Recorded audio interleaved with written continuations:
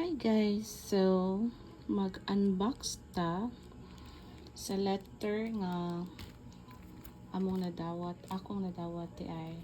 So kani siya guys, kani siya mo ni ang ako ang request nga physical card sa Maribank. Sa una C-Bank na siya, but now Maribank na siya. So nag-request kog physical card kay para magamit na mo siya o kanang withdraw sa kanang mga ATM machine kay para makatipid sa charges sa cash out.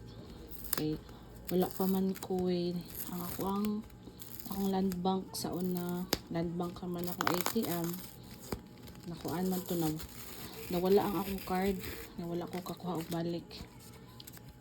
So akong gibuhat, nag-request ko og physical card from Maribank, which is 99 pesos lang.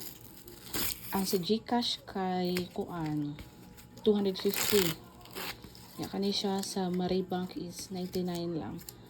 So ana sila magamit daw ni withdraw banknet daw ni, but wala pa ako ka-try since pa may pag-abot. So this is it, letter M for Maribank. So muna itong details. Maribank. So let's open.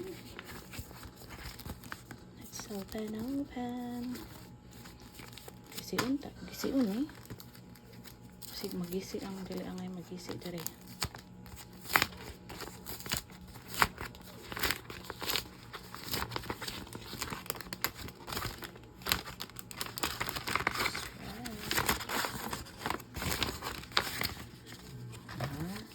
Katsada na lagban paper guys. Tadaan! Maribank. Say hello to your Marie card. Let's get you started.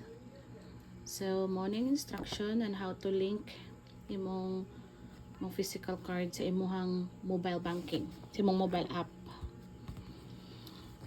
So by the way guys, maka-request ra kag physical card sa Maribank if nag-use ka sa ilang app, which is Maribank app.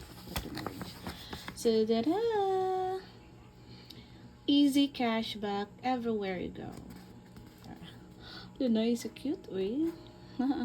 Maribank, ano pa smiley. Ilang card ba cutie, they smiley. So ato yun i-try.